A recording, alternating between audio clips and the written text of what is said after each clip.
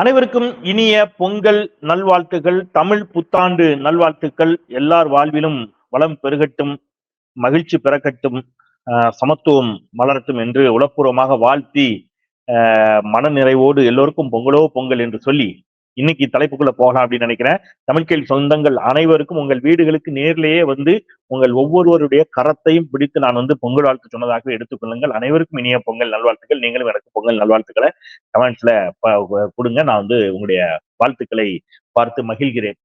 இப்ப நம்ம சப்ஜெக்ட் உள்ள போலாம். நம்ம அண்ணாமலை வாயை கொண்டு போய் என்ன பண்ணி வச்சிருக்கிறாப்புல, வாய்க்கு என்ன சொல்லுவாங்க, இவர்கிட்ட போய் வாயை கொடுப்பாங்களாங்கிற மாதிரி பிடிஆர்ட்ட போய் வாயை கொடுத்து வாங்கி கட்டியிருக்கிறாரு நம்ம அண்ணாமலை. ஆமா, பிடிஆர் அவர் சும்மாவே சாமி ஆடுவாரு, இவரு வேற போய் வாயை கொடுத்து வாங்கி கட்டிட்டு வந்திருக்கிறாப்புல. பிடிஆர் செய்த அந்த தரமான சம்பவத்தோட வீடியோவும் இருக்குது. அது ரொம்ப முக்கியம். நம்ம எப்பவுமே ஆதாரம் இல்லாம பேசுறது இல்ல, தமிழ் கேள்வி சொந்தங்களுக்கு தெரியும். வீடியோவும் இருக்கிறது, அண்ணாமலை வாங்கிய சமத்தியான அடியும் இருக்கிறது. எல்லாத்தையும் இந்த வீடியோவில விரிவா பார்க்கலாம். ஹாப்பி பொங்கலா இது உங்களுக்கு இருக்கும் அப்படின்னு சொல்லிட்டு வீடியோக்கள் செல்கின்றேன். அனைவருக்கும் வணக்கம். இது தமிழ் கேள்வி. மீண்டும் உங்களை சந்திப்பதில் மிக்க மகிழ்ச்சி. நான் செந்தில். இது செந்தில் வேல் வீச்சு. தமிழ் கேள்வியை சப்ஸ்கிரைப் பண்ணி உங்கள் ஆதரவை தாருங்கள். தமிழ் கேள்வியை சப்ஸ்கிரைப் பண்ணி ஆதரவை தந்து கொண்டிருக்கக்கூடிய அத்தனை பேருக்கும் நன்றி. இப்போ நம்ம ஸ்ட்ரைட்டா வீடியோக்குள்ள வந்துடலாம். அயலக தமிழர் விழா அப்படின்னு ஒன்று சென்னையில இப்ப சமீபத்தில் நடந்துச்சுங்க. அதாவது இந்தியா தமிழ்நாட்டில் இருந்து வெளிநாடுகளில் வேலை செய்துகிட்டு இருப்பாங்க இல்லையா, தொழில் நிமித்தமாக தங்களுடைய வேலை நிமித்தமாக வெளிநாட்டிலே இருப்பாங்க, வெளிநாட்டிலே வேலை பார்ப்பாங்க. அவங்க வந்து ஆனா அவங்களுக்கு வந்து அவங்களுடைய எண்ணம், செயல், சிந்தனை எல்லாம் தாய் மண்ணை சுத்தி இருக்கும், தமிழ்நாட்டை சுத்தி இருக்கும். அப்ப இந்த அயலக தமிழர்களுக்குன்னு ஒரு தனியான ஒரு அமைப்பை ஒன்றை உருவாக்கியது இந்த அரசு. அதன் சார்பில், அந்த அமைப்பின் சார்பில் சென்னையில சமீபத்தில் அயலக தமிழர் விழா நடைபெற்றது. அதுல வெளிநாடுகளில் இருந்து வந்திருந்த தமிழர்கள் எல்லாம் அந்த விழாவில் கலந்து கொண்டார்கள். ரொம்ப மகிழ்ச்சியா இருந்தாங்க. அந்த விழாவில் ஒரு கருத்தரங்கு, ஒரு சின்ன ஒரு இது, அதுல நம்ம பிடிஆர் அவர்கள் கலந்து கொள்கிறார். ரைட்டா? பிடிஆர் கலந்து கொள்கிற அந்த அரங்குல ஒருவர் போய் ஒரு கேள்வி எழுப்புகிறார். என்ன கேள்வி எழுப்புறாருன்னா, அவரு கேட்கிறார், நீங்க வந்து ஏன் வந்து பாரதியார் எல்லாம் சொல்றாரு, பாரதியார் என்ன சொன்னார் தெரியுமா அப்படிலாம் ஆரம்பிச்சுட்டு, நீங்க வந்து தமிழ்நாட்டுல என்ன செய்யறது இல்லைன்னா, ஏன் வந்து CBSE syllabus, central board syllabus இருக்கு இல்லையா, அதை வந்து நீங்க ஏன் ஏத்துக்கிறது இல்ல, அதை மட்டும் நீங்க வந்து இம்ப்ளிமெண்ட் பண்ணீங்கன்னா எல்லா மொழிகளையும் எல்லோரும் படித்துக் கொள்ளலாம் அப்படின்ட்டு ஸ்ட்ரைட்டா விஷயத்துக்கு வந்துட்டாப்ல. எங்கன்னா ஹிந்தி, சமஸ்கிருதம், இது மாதிரிலாம் நீங்க எல்லாம் வந்து எதிர்ப்பு தெரிவிக்கிறீங்கல்ல, அதெல்லாம் படிக்கலாம்ல அப்படின்னு. இப்ப இதெல்லாம் வழக்கம் போல அரதப்பலதான கேள்வி. ஆனா அதை கேட்ட இடம் தப்பு. பிடிஆர்ட்ட போய் கேட்டு விட்டார். உடனே இதை எடுத்து நம்ம அண்ணாமலை பார்த்தீர்களா அப்படின்னு அண்ணாமலை பிடிஆர் நங்கு நங்கு நங்கு நங்குன்னு வாயிலே குத்தி இருக்கிறாப்ல. அந்த வீடியோ இருக்குது, நான் வீடியோ காட்டுறேன். பிடிஆர் வந்து கேட்ட கேள்வி இருக்குல்ல, பிடிஆர் திருப்பி ஒரு கேள்வி கேட்கிறாரு. இந்த வந்த பெரியவர்கிட்ட கேட்கிறாரு. அதெல்லாம் இருக்கட்டும், நீங்க எங்க இருக்கிறீங்க, இப்ப எந்த நாட்டுல வசிக்கிறீர்கள் அப்படின்னு ஒரு கேள்வி கேட்டாரு. அந்த நபர் சொன்ன பதில் இருக்கே, ஆஹா பிரமாதம். நான் ஒரு குளோபல் சிட்டிசன் அப்படின்னாரு. அப்படின்னா நான் ஒரு உலக மனிதனா? அவர் வந்து அப்ப நாங்கெல்லாம் ஏலியன்ஸா? அவர் மட்டும்தான் உலகத்தில் வாழ்றாரா? நான் ஒரு உலக மனிதன். அது இருக்கட்டுங்க, உங்களுக்கு நீங்க எங்க ஒரு இடத்துல குடியிருக்கீங்கல்ல, வீடு இருக்குல்ல, வீடுன்னு ஒண்ணு இருக்குல்ல, வீடு வாசல் இருக்கா இல்லையா, அது எங்க இருக்குது அப்படின்னு கேட்கிறாரு. அவரால் பதில் சொல்ல முடியல. அவருக்கு வெட்கமாக இருக்கிறது. ஏன்னா பதில் சொன்னா அதுல இருந்து பிடிஆர் எடுத்து நங்குன்னு வாயில ஒண்ணு குத்துவாருன்னு அவருக்கு தெரியும். அவர் எங்க இருக்கிறாருன்னு பிடிஆருக்கு தெரியும். அதை வச்சு அடுத்தது பிடிஆர் அடிக்கிய கேள்விகள் இருக்குது இல்லையா, அது கண்கொள்ளா காட்சி. முதல்ல நீங்க என்ன செய்யுங்க, அந்த வீடியோவை பாத்துருங்க. பிடிஆர் பேசி அந்த வீடியோ, ஃபுல் வீடியோ அருமையா இருக்குது, நீங்க பாருங்க. அதுக்கப்புறம் அண்ணாமலை இதுல இந்த சண்டையில, இந்த இதுல ஒண்ணு சொல்லுவாரு வடிவேலு ஒரு படத்துல, அக்கா தங்கச்சி சண்டை விலைக்கு விட போய் என் வாயிலே குத்துறாங்க மாதிரி பிடிஆர் நங்கு நங்குன்னு வாயில குத்திட்டு இருக்கும்போது அண்ணாமலை உள்ள புக அவருக்கும் சேர்த்து 2 குத்து விழுந்திருக்குது. நீங்க முதல்ல அந்த வீடியோ பாருங்க. What country do you live in? So what? You have to live somewhere, right? Where do you live? Wait. Okay, I'll answer the question for him because he's too ashamed to answer. He lives in Chicago. He lives in Chicago, in the state of Illinois, in the country of United States. In the state of Chicago, in the city of Chicago, the school education syllabus is set by the school board of the city of Chicago. Ask him, why does he live in a place where the city sets the school board? Then he's coming and telling us we have to listen to CBSE education. Why do you live in a country where your city sets the school syllabus? In the state of Tamil Nadu, anybody can learn any language they want. Nobody is telling anybody not to learn any language. I studied in Tamil Nadu board. I learned French along with Tamil. My children are studying in Chennai. They have learned Spanish. They have learned French. So unlike this crazy man here, nobody is stopping anybody from learning any language. If he wants us to give up our rights to self-determination and allow somebody in Delhi to set the school syllabus for people in my village or my town, he's in the wrong place. He should go to some other country to do that. Not in this country, not when we have democracy, when we have our rights and we prefer self-governance. That is part of our identity. பாத்துட்டீங்களா? என்னன்னா அவர் கேள்வி கேட்கிறாரு. அப்ப இவர் திருப்பி கேள்வி கேட்கிறார். நீங்க பாத்திருப்பீங்க. PTR ஆங்கிலத்துல கேட்கிறார். ஐயா நீங்க எங்க வசிக்கிறீங்க அப்படின்னா அவரால் சொல்ல முடியல. பிடிஆர் சொல்றார் அவர் வெட்கப்படுகிறார். அவர் தான் எங்கே வசிக்கிறோம் என்று சொல்வதற்கு என்ன செய்கிறார்? வெட்கப்படுகிறார். பரவாயில்ல அவரை விடுங்க, நான் சொல்றேன் அப்படின்னு சொல்லிட்டு அவர் சிகாகோவில் வசிக்கிறார். சிகாகோ நகரத்தில் வசிக்கிறார். அமெரிக்காவில் சிகாகோவில் இலினாய்ஸ் மாகாணத்தில் இருக்கக்கூடிய சிகாகோ நகரத்தில் இருந்து வந்திருக்கிறார். அந்த கேள்வியை கேட்கிறார். ஏன்னா அயலக தமிழர்கள் எல்லாம் சொல்லிடுவாங்களே, டக்குனு அமைச்சருக்கு இவர் எங்க இருந்து வர்றாரு எங்க இருக்கிறாருன்னு சொல்லிடுவாங்களே. அவர் கேள்வி கேட்டு பதில் சொல்லணும்னா அமைச்சருக்கு தகவல் போயிடுச்சு. கூட இருக்கிறவங்க சொல்லுவாங்களா, ஐயா இவர் எங்க கூட தான் அங்க அமெரிக்கால இங்கதான் இருக்காருன்னு. இருந்து வருகிறார் அப்படின்ட்டு ஒரு கேள்வி கேட்கிறாரு. ஐயா சிகாகோவில் சிகாகோவினுடைய கல்வி முறையை கல்வி திட்டத்தை அந்த சிகாகோ நகர அரசு தான் தீர்மானிக்கும். ஒரு உதாரணத்துக்கு சென்னை மாநகராட்சினா சென்னை மாநகராட்சி தான் சென்னை மாநகராட்சிக்கான கல்வியையே தீர்மானிக்கும். சென்னை மாநகராட்சிக்கு ஒரு தனி கல்வி, திருச்சிக்கு ஒரு தனி கல்வின்னு இருக்கும். உங்களால நம்ப முடியுதா? இந்த மாதிரி அமெரிக்கால அப்படிதான் இருக்கும். ஒரு நகரம் இருக்கிறது என்று சொன்னால் நீங்க அங்க ஒரு சில போதை வஸ்துக்கள் அலௌடு எங்க அமெரிக்கால. ஆனா சில நகரங்கள், இன்னும் சொல்ல போனா சில கிராம ஊராட்சிகள் மாதிரி நம்ம ஊர்ல சொல்றோம் இல்லையா, அவங்க அதை வேண்டான்னு முடிவெடுத்துட்டாங்கன்னா, நான் இப்போ கடந்த நாள் அமெரிக்கா இருக்கும்போது அதை பார்த்தேன். இந்த பார்டர் மாதிரி தான். இந்த ஸ்டேட் வரைக்கும் அலௌடு, அந்த ஸ்டேட்ல அலௌடு கிடையாது. இந்த ஒட்டுமொத்த அமெரிக்காவுக்கும் ஒன்று, அங்க அப்படிலாம் கிடையவே கிடையாது. ஒவ்வொரு மாகாணத்திற்கும் தனித்த உரிமைகள் இருக்கிறது. இன்னும் சொல்ல போனா அந்த மாகாணத்திற்குள்ளேயே ஒவ்வொரு நகரத்திற்கும் தனித்த உரிமை இருக்கிறது அப்படின்னு சொல்லிட்டு அவர் கேட்காரு. சிகாகோ நகரம் தான் தீர்மானிக்கிறது அவருடைய கல்வி என்னங்கிறத.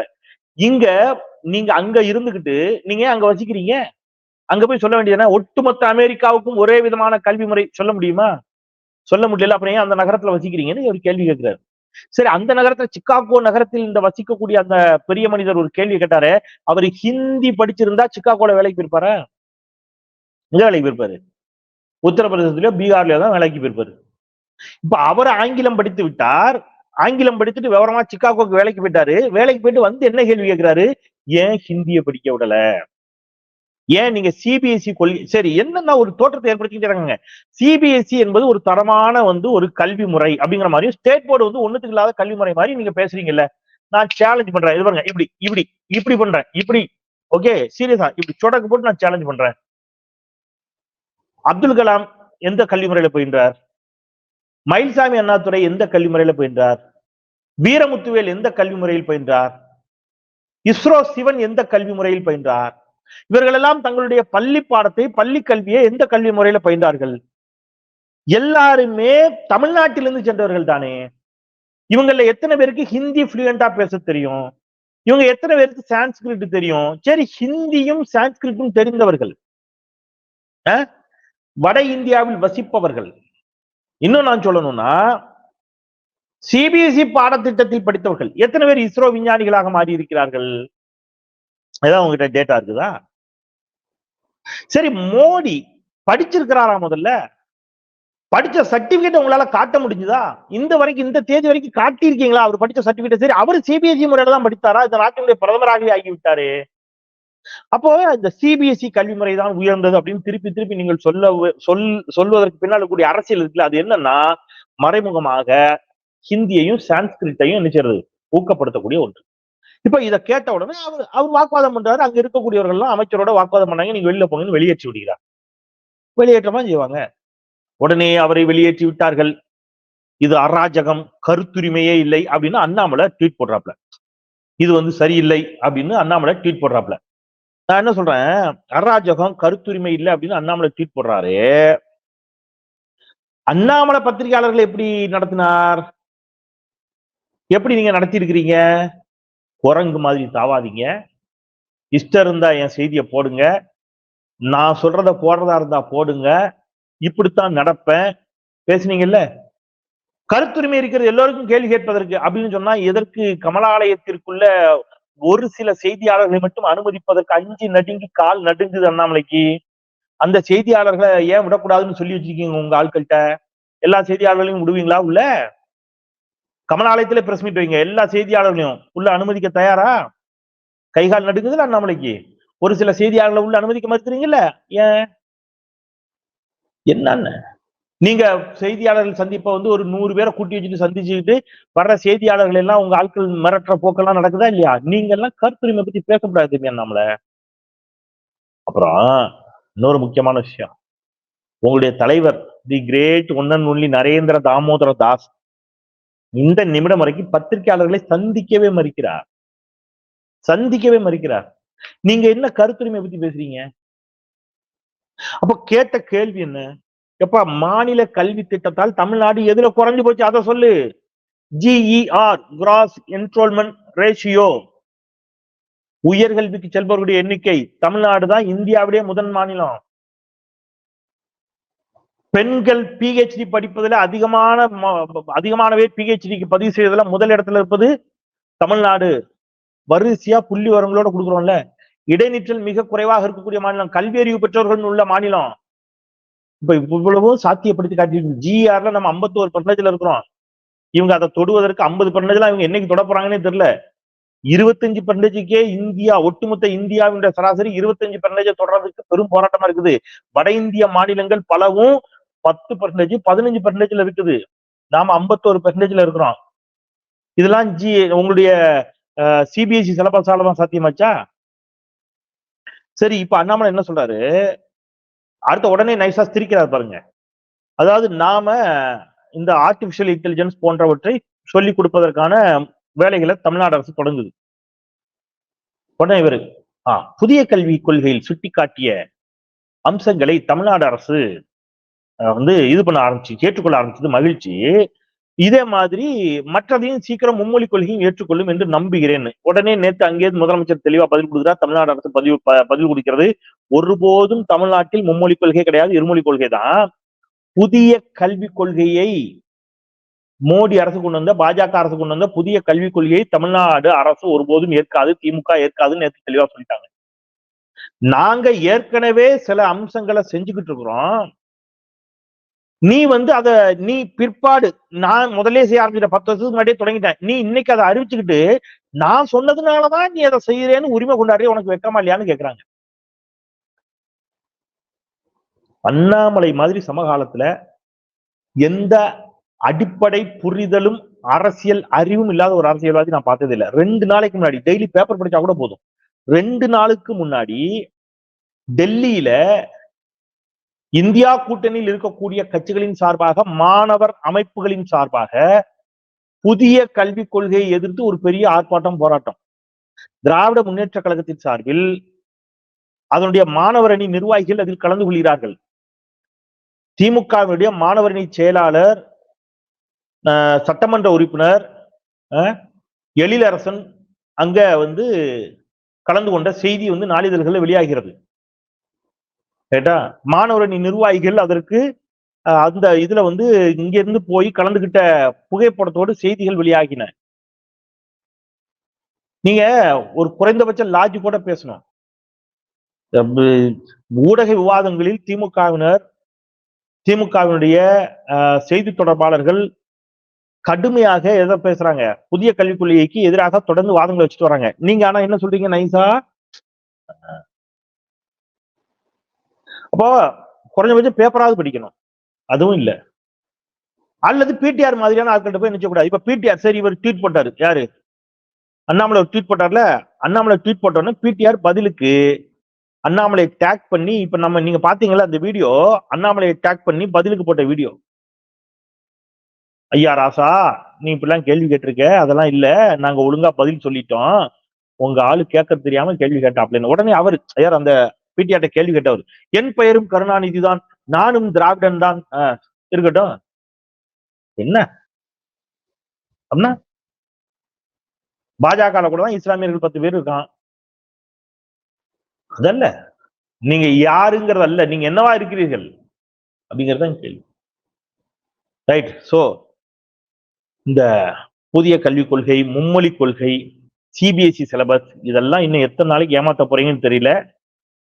போய் புள்ள குட்டிகளை படிக்க வைங்கன்னு அந்த படத்துல சொன்ன மாதிரி போய் வட இந்தியாவில் முதல்ல நீங்க நினைச்சீங்க உங்க சிபிஎஸ்இ சிலபஸை வட இந்தியாவில் இம்ப்ளிமெண்ட் பண்ணுங்க, அவங்கள படிக்க வைங்க, கொஞ்சமாவது அவங்க வாழ்க்கை தரத்தை உயர்த்துங்கள். தமிழ்நாடு ஏராளமான அம்சங்களில் ஏற்கனவே உயரத்தில் இருக்கிறது. அது அனைத்தும் இந்த மாநிலத்தினுடைய கல்விக் கொள்கையால் சாத்தியப்பட்ட ஒன்று என்பதை உறக்கச் சொல்லி அனைவருக்கும் இனிய தமிழ் புத்தாண்டாக இது அமைட்டும். இந்த பொங்கல் எல்லோருக்கும் இன்னும் இன்னும் எல்லா சிறப்புகளையும் தரட்டும் என்று சொல்லி வாழ்த்தி தமிழ் கேள்விக்கு தொடர்ந்து உங்கள் ஆதரவை தாருங்கள் என்று வேண்டி விடைபெறுகின்றேன். குரலற்றவர்களின் குரலாய் நான் செந்தில். நன்றி.